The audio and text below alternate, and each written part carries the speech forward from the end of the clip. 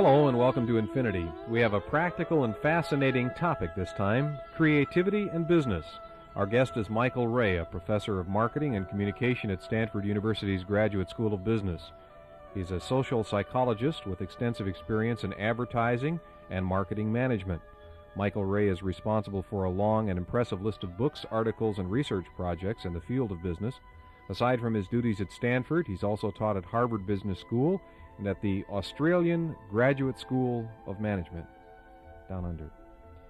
I was wondering, when I was first told by our producer that you would be a guest on Infinity, I was wondering why, and then I took a look at the syllabus for your course in creativity and business, and you have your students meditating and studying the I Ching and dreams and fasting and drawing pictures.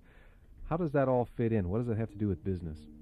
Well, it's, when you think about it, creativity and business is almost like an oxymoron, that you can't have the two terms on the surface don't seem to fit together. But there's been a lot of development in business lately that indicates that business really needs to get at the creative side of things as opposed to the analytical.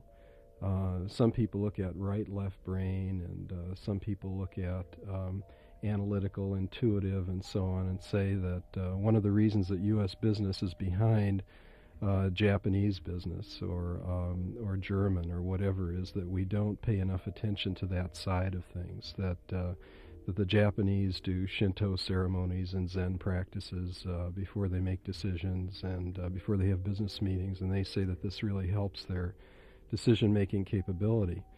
And so what we're trying to do in this course is give American business people, these are people in an MBA program, the same kind of capability. And our goal is to give them an experience of their own creativity. We assume that everybody is creative, everybody has creative capability, but we just differ in the extent to which we tap that.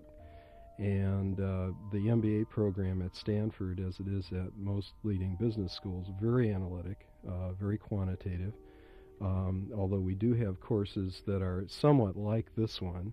This one is a little farther out, I guess, than the other one, since we do meditation and things of that sort. Are we lacking something in American culture that creates the need for a course in creativity and business that other cultures might have an advantage over us? I don't know that it's that we lack something. I think it could be actually that we have something that other cultures haven't had in the past, and that is that we've been very successful in analytic managerial techniques, and this got us to a preeminent position in business. And I think because we've had that, we've had a tendency to kind of overlook the other side, and we began to see, I think probably you could put it sometime during the Vietnam War, that those kinds of analytic problem-solving techniques and so on, database kinds of approaches, kill counts and that sort of thing, were not going to get us very far. And I think some of the failure that people attribute to Robert McNamara in running that effort has kind of come back down to business efforts, and beginning really in 1980, people began to look very seriously at American business practices, and the MBA was looked at as one example of what we were doing wrong because we were emphasizing the analytic side. And so we look to other cultures and say, what is it about these other cultures that produces outstanding business practice, cultures like the Japanese culture? And we begin to see some of these things which are in our culture. I mean, we people have been meditating in this culture. People have been doing amazingly creative things. Even in the recent downturn, there's been a lot of emphasis on, for instance, the Silicon Valley entrepreneurs who have started companies that move very quickly, high technology companies and so on. And they exhibit a lot of the same kinds of creative traits and so on. There's been a book recently, a very successful book by Tom Peters and Tom Waterman, who are McKinsey people. McKinsey is a large consulting firm. Tom Peters teaches on our faculty, and in fact was one of the speakers in our course. And their book is called In Search of Excellence, and they look at large American corporations, and they find that one of the things that makes excellent corporations is an emphasis on this sort of creative side, an emphasis on allowing people to be creative, giving people leeway to do this, sort of a simultaneous, loose, tight organizational structure, an emphasis on action as opposed to planning down to a gnat's eyelash, that kind of thing. So it's something that's in our culture, but it's something that's kind of lain dormant in business because we've been so successful going with analytics. Are these people, if you train them in the creative mode and they go out to get a job in the real world and they are interviewed by a bunch of very analytic, old guard business types, might they not be at a disadvantage if they exhibit their creativity in that job interview situation? Well, I don't think it's like that. I think that implicit in what you're saying is that creativity equals crazy or something of that sort. And it's not that way. I kind of thought that when we started teaching this course about 3 years ago that these people would have that kind of, in a sense, sort of an entry problem, that they would be exhibiting these sorts of things and be so enthusiastic about what they were doing that this would come through in their interviews and so on. And what it really is we're seeking is kind of a balance between the creative and the analytic side, that these people who are in this MBA program have been very successful on the analytic side, and that what we're trying to do is get them to open up the intuitive side. And what happens is that they become much more efficient in what they're doing. And I find that most of the people who go through this course, in fact virtually all of them who go through the course, don't drop out of business, they don't start crazy businesses, they don't go into a totally new field from what they were in before, they don't freak out interviewers. They tend to do what they were doing before. They may choose a different kind of company, they may interview with different sorts of companies, they may ask questions that surprise the interviewers. But they're pleasantly surprised. One of the assignments we have in our course is for these people to live with a certain credo for living for a week at a time, and one of those credos is ask dumb questions. And these people find they're told actually in interviewing that you shouldn't ask any question in an interview unless you know what the answer is going to be. And in fact, in the course of this course, they're asked to ask dumb questions for a week. So some of them try this out in interviews, and they find to their surprise that they're seen as being really brilliant for asking questions that nobody ever bothered to ask before. So I think that they really have kind of an advantage, I think, going in interviews rather than being seen as crazy. Oh, that's fascinating in and of itself. It wouldn't have to be in the MBA program at Stanford, would it, this kind of course? I mean, couldn't you teach it in the physics department or in the math department or in engineering? You could. Engineering at Stanford has a real background in teaching this sort of course, a creativity course, so that they have been doing that in engineering. But I think it's really important in business because we have this the situation happening where we've overemphasized the analytic side.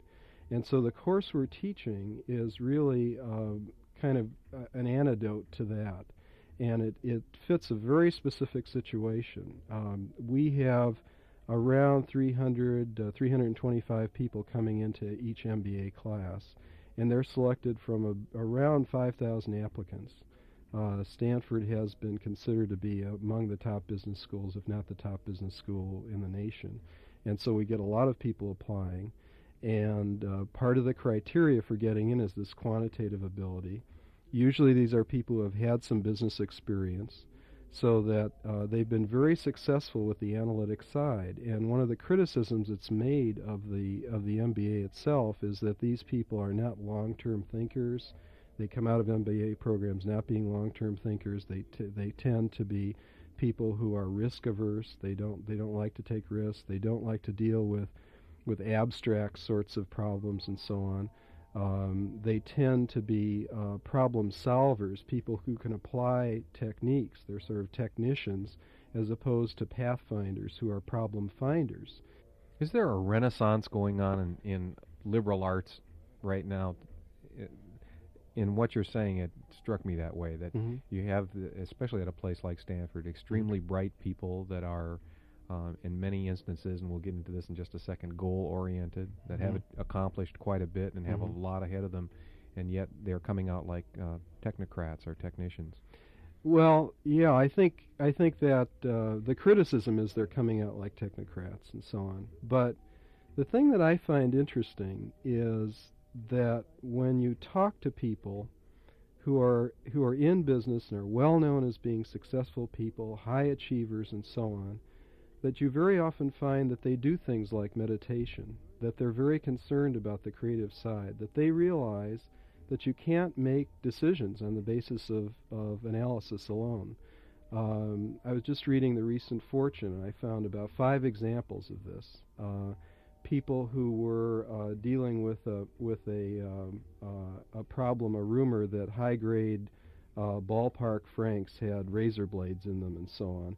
And the people who were dealing with this, it turned out that wasn't true. That people were making that up to get in the media or something of that sort. But the people who were making that decision were quick to point out that making decisions about what to do about this. The people at the corporation were proud to say that they had no committee meetings or anything. They made the decision standing at a secretary's desk. There was another article about it. The fact that this article in Fortune said most business people know that you can't make decisions on the basis of analysis, that eventually you have to do it on the basis of gut feel.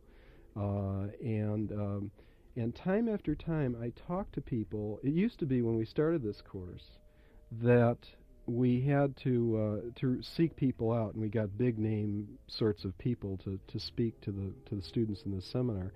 Now I don't even have to look for people. I'm hearing about people who are venture capitalists, for instance, who are running the Course in Miracles in their home, people who are strategic planners, who are meditators, who read Krishnamurti, who can quote from the Bhagavad Gita.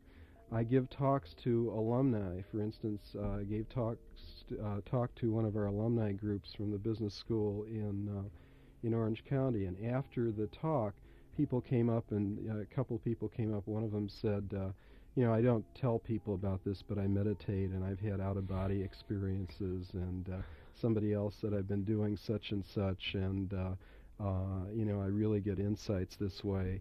We had Paul Cook, who is the head of Raychem Corporation, and about the time he spoke to our course, he was his company had just made it into the Fortune 500, and in fact they were the top company in the previous decade in terms of earnings growth, and it was all internal earnings growth. They didn't acquire any companies or anything of that sort, and they're known as one of the excellent companies. And one of the students said to Cook, "Do you ever make decisions on the basis of intuition?" And he said, "I always do." He said, "You have to." And he said, "In fact, we made 2 or 3 really terrible errors in the past that were based on analytics." And they said, "Well, why did you make the decisions on the basis of analytics?" He said, "Well, I was really into it at that time, but if we had gone with my intuition, those decisions would have been correct." So that I see this sort of thing that's documented to some extent in Marilyn Ferguson's book, The Aquarian Conspiracy, that people in business, that there is an Aquarian conspiracy, and that there are many people, strategic planners, people in positions that you wouldn't expect to have this sort of concern, who are really concerned about the creative side of things. Let's talk a little bit about the course itself, and specifically, a student comes in, what do you do and what do you ask them to do? Well, one of the first things we do is I ask them to think of a time when they had a great idea. And it could be something trivial. or it could be something that changes an industry. And we've had all kinds of ideas from these people. And I asked them not so much what the great idea was, but how they got the great idea. And what we try to do is sort of inductively build a theory of creativity, of the creative process. And we go through the whole group, and each person talks about what their great idea was. And it could be something simple, like one person said that between quarters, academic quarters, they went down to Half Moon Bay and they ordered steamed clams, which they had never done before, and they considered that to be a great idea for them. Or other people talked about a new design for an automobile seat. There's a fellow who was working with Ford for a new car that he came up with, and it just popped into his head. He was thinking about playing on the beach and how when he was a child, they played with these beach balls that would kind of depress. You know, you kind of get a hole in them, and then you could push them together and they'd pop out. And he realized that he could use this principle, even though they were working with all kinds of engineering to make this seat adjustable, that he could use this principle in the seat. So that we do that kind of thing, and the purpose of that is to give them an idea as to what creativity is, what the process is like, but also to remind them that one of our basic assumptions for the course, that everyone has creativity, and that they in fact have had great ideas in the past, and they can kind of replicate that again. And what we do from there is that we probably do 3 or 4 different kinds of things. One is we have them do a lot of reading, but they're more or less on their own in that. And we have the last time we taught the course, we had 17 required and recommended books. About 5 of those were required. And we had another 20 or so on a reading list. And they are wide-ranging sorts of books.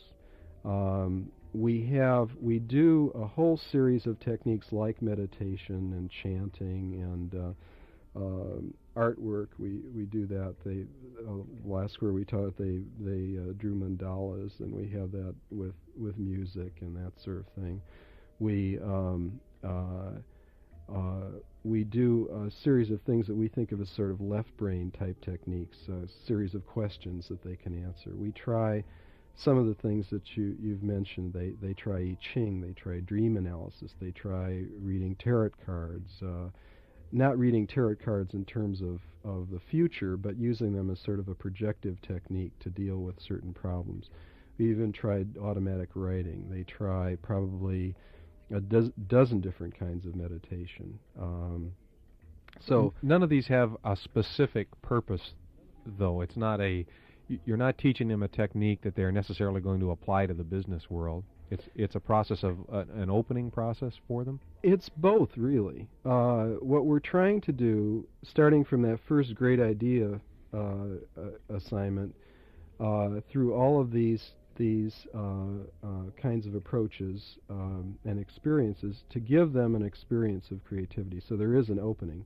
But also, we find that there are certain sort of keys for certain people that they use after the course. They keep using them. So that some people may find meditation to be something they don't want to do at all. They'd never wanted to do it, and they don't find anything to change their mind in this course, so they don't do it.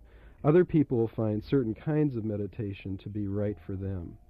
Other people will find chanting or using a mantra to be a very important thing because it kind of quiet the mind and so on.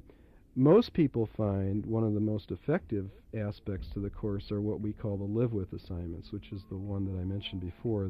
One of them is ask dumb questions, and we have a whole series of them. One of them is don't improve, do only what is easy, effortless, and enjoyable.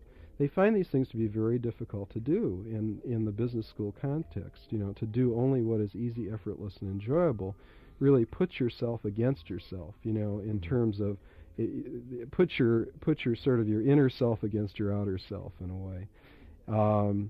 They're asked to destroy judgment, create curiosity. For a week, ask the question, is it a yes or a no, when they have all sorts of decisions. To be ordinary. And we find that those things are things that they not only carry with them during the week, but also are something that they seem to do after they leave the course. That it's the kind of thing where you can put it on your bathroom mirror in the morning for a week and kind of live with that thing even after you're out of the course. And we ask them to write about their experiences each week too. So they're handing in their experiences and their reading, and they keep responding to what's going on, not in a sort of philosophical or analytical sense, but just saying what their experiences are. So they start observing how they deal with problems, how they make decisions, how they make choices, and they keep seeing how this interacts with their experiences. And it's easy to give a grade in this course. I thought it was kind of incongruous with creativity to give a grade, but it's very easy to do it. It's really a matter of whether people. It comes down to whether people try or not, and if they do, they really get something out of the course. It is not a Mickey Mouse course. It's a really tough course. It kind of turns you inside out. I thought about a zinger question, and I looked at the syllabus, and I saw that you outline for these people that are coming into a course on creativity where you would think you'd want them to start from the word go, being flexible and using the left side or whatever, and you tell them the specific type of notepad that would be apropos for the course. And the reading list is extensive, which is good, but it's pretty specific too. Is that possibly counterproductive? I don't think so. I think when you see anybody who is productive in terms of creativity, you find that there's a great deal of discipline. And so the notepad you referred to, by the way, had to do with drawing mandalas. And it was kind of a graph paper kind of thing that made it easy for them to do. But we do specify a lot of these things, and we're very specific on getting to class on time and attending every class. It's very hard for them to do because they're interviewing for jobs and things like that. And these are people who are fairly old and have some business experience. I mean, they're not just out of high school or anything of that sort. But you have to have a certain amount of discipline in order to do the creative things, and I think that's one of the things they learn in the class. That creativity is not going off to a mountain and writing songs or writing a business plan or whatever they're thinking, or going off to the ocean or whatever. That when they hear from the people who have been successful in it, that you find, and when they look at their own experiences, they find that the times that they've been able to come up with great ideas or solve problems in a way that's really satisfying with them, or have a feeling of that sort of insight, that really exciting onrush of a wonderful new creative idea or combination, that it comes after a tremendous amount of work. That they have to be very motivated in the area to do it, and there's a tremendous amount of energy that goes into it, and very, very hard work. In fact, I think one of the things that a lot of people who write about creativity forget about is a stage of the creative process which Rochelle Myers, who teaches the course with me, calls frustration. And it's sort of, there's a stage at which you get to frustration, and if you don't get to the frustration stage, you know that you're not really moving along. And when you're in frustration, which you usually are when you're trying to solve a problem or create something new or start a new business or whatever it may be, or find a job, you can sort of say, well, I'm in the frustration stage. I'm really moving along here, But it's it's really a situation where you have to have some discipline. Otherwise, it really isn't worth very much. And that's why the course is discipline, and I think they learn that you have to have discipline in order to do it. Let's go all the way through the whole course. We've completed it. We've gone out. It's 4 years later. We're in the business world. Can you give me a scenario of a business situation which would be dealt with two different ways, the traditional way versus the creative way of dealing with it? Well, I've heard from people who have taken the course and have been out, and I think that I just last week, for instance, I ran into somebody who had taken the course a couple years ago, and he said that he had to work on a Saturday, and he had a tremendous amount of work to do, and the stuff was really looking like drudgery to him. And he remembered this assignment that we had, which was do only what is easy, effortless, and enjoyable. It didn't seem to him at that point that he was about to do that. But he remembered what he had done in the course, and he put his mind to it in a very different way. And he began to really get very much into what he was doing. And he was able to go through the work, and not only I don't want to go into the details of what he was doing. It happened to be for a consulting firm. But not only was he able to do the work in less time than he thought he would have done it, and he wasn't thinking about how fast he was doing it, but also he was able to do it in a way that had never been done before for that kind of problem. And I think that the difference in what happened to him from what a lot of us face in trying to deal with a business problem, or particularly the drudgery kind of situation, is that it would be put off. That when we do it, we'd say, "Oh, I've been working on this for an hour. There are eight more hours to do it, or whatever." That we would be thinking about finishing it rather than doing it. And because he was able to focus on what he was doing and just put his entire mind to it, and not let all the meandering of the mind that goes on when you're in a situation like that, he was not only able to enjoy it, but he was able to make some breakthroughs. And I think that's it's a small example. I mean, the breakthroughs that he came up with were nothing earth-shattering, but it's the kind of difference that I think would occur.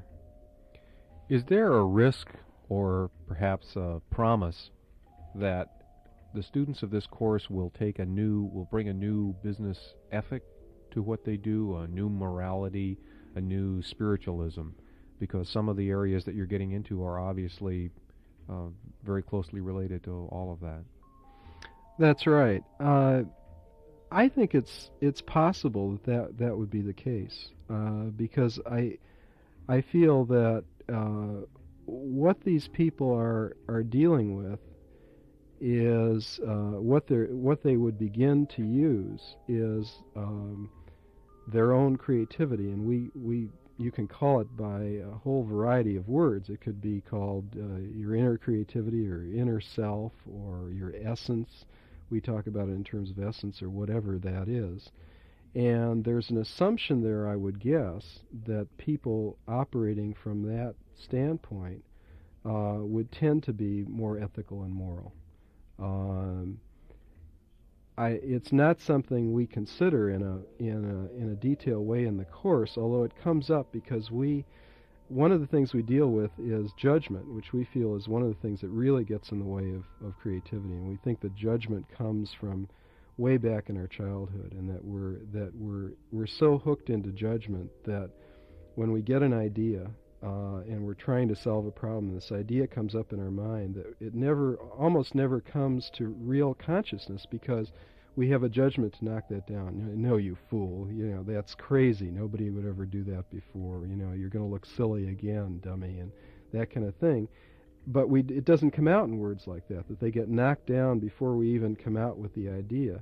And that's why some people, in order to create, have to sit up for nights on end until the deadline pressure gets them to the point where they're just desperate, and they'll come up with ideas like that.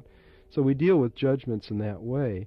And when the students first hear about that, they're concerned, in fact, about the moral implications of that they feel that the judgments that they have in their minds are moral judgments about things, and that if we're destroying judgment, we're then taking away what Freud called the superego, and that societal's, the cultural mores about what's ethically right and wrong will be taken away, which is not what we're doing at all. What we're dealing with are the sort of dysfunctional things that don't allow you to perceive a situation, that don't allow you to really see it almost in the way you saw it as a child, where you really perceive things and you're curious about them and so on.